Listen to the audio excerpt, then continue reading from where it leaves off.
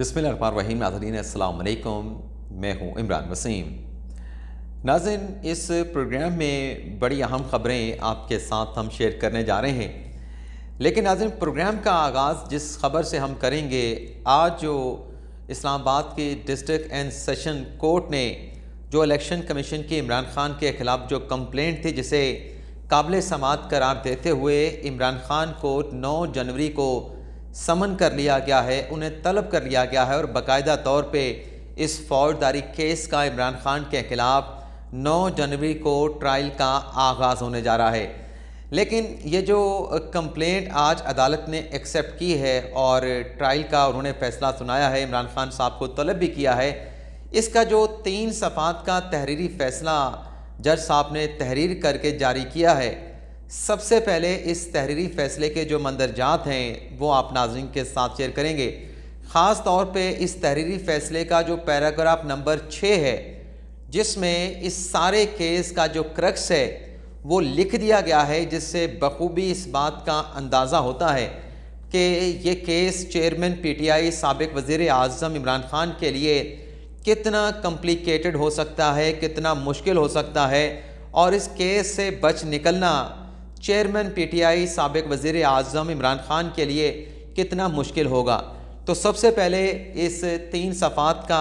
जो फ़ैसला है उसके मंदरजात आप नाज़रीन के साथ शेयर करेंगे। नाज़रीन, एडिशनल जज ज़फ़र इकबाल साहब ने यह फ़ैसला तहरीर किया है और जैसा कि मैंने आपको बताया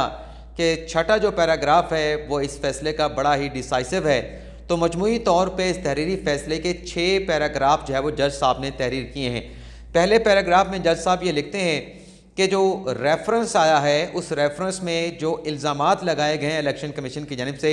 यानी जो कंप्लेंट है, पहले पैराग्राफ में उस कंप्लेंट का जिक्र किया गया है और उसमें लगाए गए जो एलिगेशन है उनका पहले पैराग्राफ में जिक्र किया गया है। दूसरे पैराग्राफ में जज साहब ये लिखते हैं कि फौजदारी जो शिकायत आई है उस पर जो डिस्ट्रिक्ट इलेक्शन कमिश्नर हैं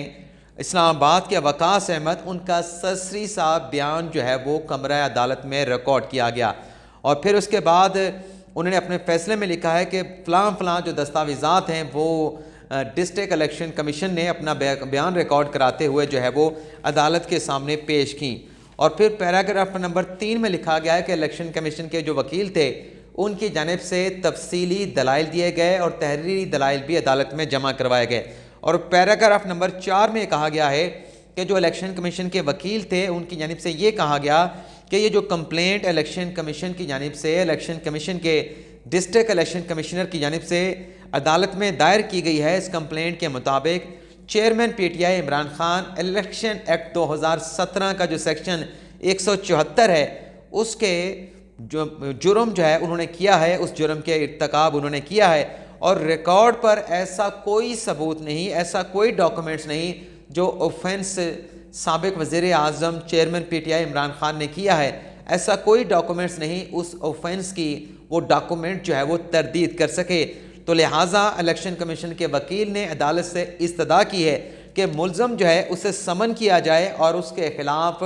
फौजदारी ट्रायल का बाकायदा आगाज़ किया जाए। और फिर छठे पैराग्राफ में, 5वें पैराग्राफ में जज साहब ये लिखते हैं कि ये जो कंप्लेंट आई है, जो डिस्ट्रिक्ट इलेक्शन कमिश्नर ने अपना बयान रिकॉर्ड कराया है और जो दस्तावेज़ात जमा कराई हैं और जो दलाइल दिए गए हैं इलेक्शन कमीशन के वकील की जानिब से, इस तमाम रिकॉर्ड का जायज़ा लिया गया है। और छठे पैराग्राफ में जज साहब ये लिखते हैं कि शिकायत कुनंदा की जानिब से इल्ज़ामात के हवाले से इल्ज़ामात की सपोर्ट में शवाहिद पेश किए गए। बज़ाहिर जज साहब ये लिखते हैं कि इमरान ख़ान ने तहफ़ की तफसीलात अपने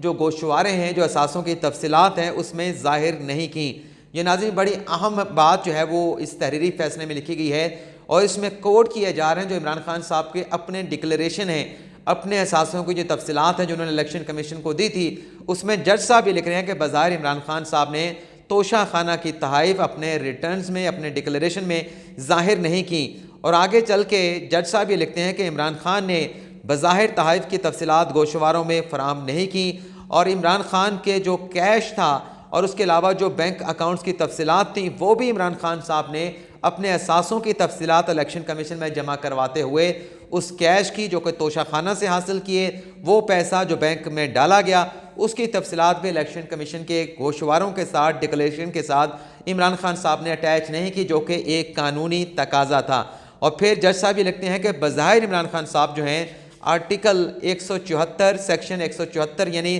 करप्शन और करप्ट प्रैक्टिस के मुर्तकब जो है वो बनते हैं, तो लिहाजा उनके खिलाफ इस कंप्लेन को काबिल समाअत करार देते हुए बाकायदा ट्रायल का आगाज़ किया जा रहा है और 9 जनवरी को रिस्पोंडेंट यानी इमरान खान जो है वो अदालत के सामने पेश हों। तो ये 3 सफ़ात का फ़ैसला है, लेकिन ये बड़ा ही भारी फ़ैसला है चेयरमैन PTI इमरान खान साहब के लिए। अगली खबर नाज़रीन जो आपके साथ हम शेयर करने जा रहे हैं वो एंकर सहाफ़ी अरशद शरीफ साहब से मुतल्लिक़ है, और ख़बर यह है कि जो JIT सुप्रीम कोर्ट ने बनाई थी उस JIT का 5वां इजलास हुआ है, और 5वें इजलास में मुश्तरका तहकीकाती टीम ने जिसने अरशद शरीफ साहब का मेडिकल किया था, पोस्टमार्टम किया था, उस मेडिकल टीम का और मेडिकल टीम के साथ जो अमला था उसे आज JIT की जानिब से मदऊ किया गया था, तलब किया गया था। तमाम जो मेडिकल बोर्ड के डॉक्टर्स थे, जो लोग थे, जो स्टाफ था, तमाम का जो है वो उनके साथ पूछगिछ की गई और उनका बयान जो है वो रिकॉर्ड किया गया है। और अगली जो खबर है वो भी एक JIT से मुतल्लिक़ है, लेकिन ये जो JIT है ये नाज़रीन वो JIT है जब इमरान खान साहब पे वज़ीराबाद में कातलाना हमला हुआ था, पंजाब हुकूमत ने जो JIT तश्कील दी थी, इस JIT से मुतल्लिक़ नाज़रीन खबर यह है कि JIT की जानिब से जो इमरान खान साहब पे हमले के मरकज़ी मुलज़म है नवीद, एक तो उसका पॉलीग्राफिक टेस्ट कराया गया है और उसके साथ साथ जो बाकी 2 मुलजमान पकड़े गए थे जो कि मरकज़ी मुलज़म नवीद के अपने करीबी अजीज़ हैं, उनके अपने करीबी रिश्तेदार हैं, उनका भी पॉलीग्राफिक टेस्ट कराया गया है। और इस पॉलीग्राफिक टेस्ट से मुतल्लिक़ जो ज़राए से ख़बर सामने आई है उसमें नाज़रीन कहा तो यह गया है कि पॉलीग्राफिक टेस्ट में तीनों मुलजमान अपना जो स्टेटमेंट उन्होंने पुलिस को दिया था उसके ऊपर कायम रहे, लेकिन जो मशीन है पॉलीग्राफ उसके मुताबिक जो मुलजमान के बयानात हैं तीनों मुलजमान के, उसे गैर तसल्ली बख्श करार दिया गया है। इसके साथ साथ नाज़रीन मुश्तरका तहकीकाती टीम जो इमरान खान साहब पे कातलाना हमले की तहकीकात कर रही है उसने मेडिकल बोर्ड बनाने की दरख्वास्त भी दे दी है, और इस मेडिकल बोर्ड की जो रिपोर्ट होगी और जो पॉलीग्राफिक टेस्ट की रिपोर्ट आई है इसे भी JIT अपनी तहकीकात के रिकॉर्ड का हिस्सा बनाएगी। अगली खबर नाज़रीन इमरान खान साहब की क्लीन बोर्ड होने से मुतल्लिक़ है, यानी ऐसा क्लीन बोर्ड के खान साहब की तीनों विकटें गिर जाना, इसे क्लीन बोर्ड कहते हैं। तो ये क्लीन बोर्ड की बात नाज़रीन की है खान साहब के अपने बड़े ही करीबी साथी, बड़े ही चहीते साथी और मुनर्रिफ रुकन हैं पाकिस्तान तहरीक-ए-इंसाफ के, और इतने खान साहब के करीबी थे कि ये आप नाज़रीन मुझसे ज़्यादा बेहतर जानते होंगे। फैसल वाडा साहब ने नाज़रीन एक ट्वीट किया जिसमें वो ये कहते हैं, इमरान खान साहब को तो वैसे वो मुखातिब थे लेकिन इमरान खान साहब का उन्होंने नाम नहीं लिखा इस ट्वीट में। फैसल वाडा नाज़रीन कहते हैं कि सियासी सरप्राइज़ के लिए तैयार रहें, लग पता जाएगा ये सियासत है, कोई एक्शन मूवी नहीं। अब आप देख लें कि क्या लिखा जा रहा है, किस टोन में लिखा जा रहा है, क्या अल्फाज इस्तेमाल किए जा रहे हैं। सियासी सरप्राइज़ के लिए तैयार रहें, लग पता जाएगा ये सियासत है, कोई एक्शन मूवी नहीं, रिकॉर्ड का हिस्सा बना लें। यानी दावा कर रहे हैं फैसल वाडा पाकिस्तान तहरीक-ए-इंसाफ के चेयरमैन को मुखातब किए बगैर, पाकिस्तान तहरीक-ए-इंसाफ को मुखातब किए बगैर कि रिकॉर्ड का हिस्सा बना लें, ये जो आपकी स्ट्रेटजी है ये भी क्लीन बोल्ड हो गई। यानी इमरान खान साहब जो फैसला कर चुके हैं कि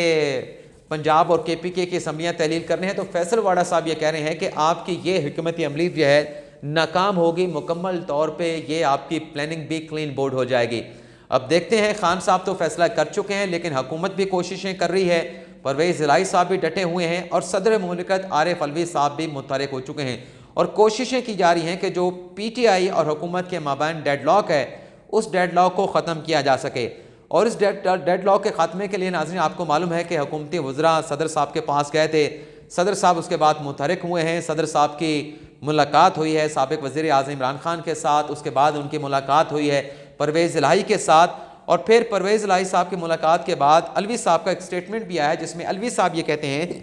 कि सियासत में कोई चीज़ हरफ़े आखिर नहीं, यानी कुछ भी हो सकता है, जो कहा जा रहा है वो भी हो सकता है, जो नहीं कहा जा रहा, जो पसे पर्दा हो रहा है वो भी हो सकता है।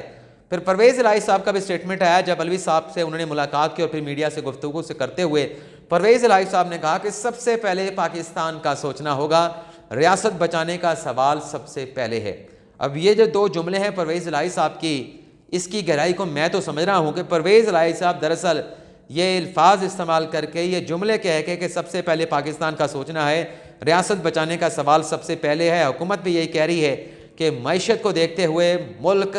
जल्द इंतखाबात का मुतहम्मिल नहीं हो सकता, असम्बलियाँ ना तोड़ी जाएँ। अगर खान साहब ने असम्बलियाँ तोड़ दी तो जनरल इलेक्शन तो नहीं होगा, लेकिन पंजाब और KPK के इलेक्शन करवा दिए जाएंगे। अब नाज़रीन हुआ ये है कि जो मुलाकातें वफाकी वज़रा के सदर मुमलिकत आरिफ अलवी के साथ हुई, इन मुलाकातों में नाज़रीन जहाँ हुकूमत ने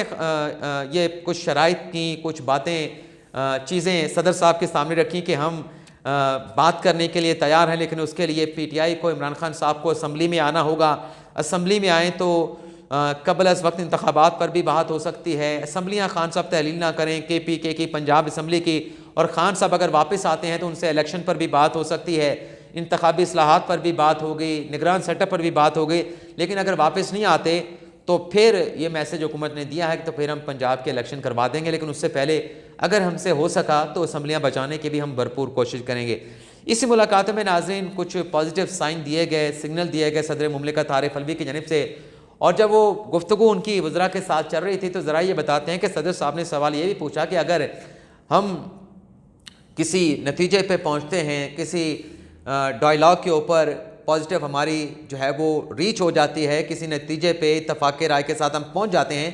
तो जो चेयरमैन PTI हमारे जो चेयरमैन हैं, जो कि साबिक़ वज़ीर आज़म है, हमारी पार्टी के हेड हैं, उनके केसेस का क्या बनेगा। तो वफाकी वज़रा के साथ जो वफाकी वज़ीर जो वहाँ पे गए थे, उसमें से एक वफाकी वज़ीर ने सदर साहब से कहा कि देखें कुछ केसेस तो इंक्वायरी की स्टेज पे हैं, कुछ केसेस जो हैं वो अदालतों में जा पहुँचे हैं। अदालतों में जो केसेस हैं वो तो अदालतें डिसाइड करेंगे, लेकिन ये जो बातें हमने आपके साथ की है कि असम्बली तहलील ना करें, पार्लियामेंट में वापस आ जाएं, बैठ के बात करते हैं, अलग अर्ली इलेक्शन पर भी कर लेते हैं, निगरान सेटअप पर भी कर लेते हैं, बाकी मामलात पर भी कर लेते हैं। अगर आप हमारी ये बातें मान लेते हैं तो फिर जो केसेस खान साहब के हैं, उन केसेस में खान साहब को रिलीफ देने की कोशिश की जा सकती है। यानी जो सदर साहब हैं वो इमरान खान साहब के लिए NRO मांग रहे थे कि अगर आपकी बातें मान लें कि मुल्क वाकई है इलेक्शन का मुतहम्मिल नहीं हो सकता, मुल्क के मुआशी हालात जो है वो इस नहज पे नहीं है, इतने पाकिस्तान की मईशत मजबूत नहीं है कि मुल्क में इंतखाबात करवा दिए जाएँ, सूबाई असम्बलियों को पहले हो जाएँ और फिर सूबाई असम्बली की वजह से अगर कौमी असम्बली भी तहलील करनी पड़े, कौमी असम्बली के इलेक्शन करवाने पड़ें, तो ऐसे हालात नहीं है। तो ऐसी सूरत में अगर हमारी कोई बातचीत होती है, हम मुज़ाकरात करते हैं, किसी नतीजे पे पहुँचते हैं, तो ये जो आपके दौर में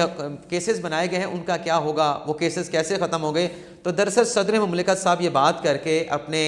चेयरमैन के लिए, जैसे हमें ज़राए ने बताया है, मुबैना तौर पे वो NRO मांग रहे थे और हुकूमत ने NRO देने की थोड़ी सी उन्हें जो है वो एक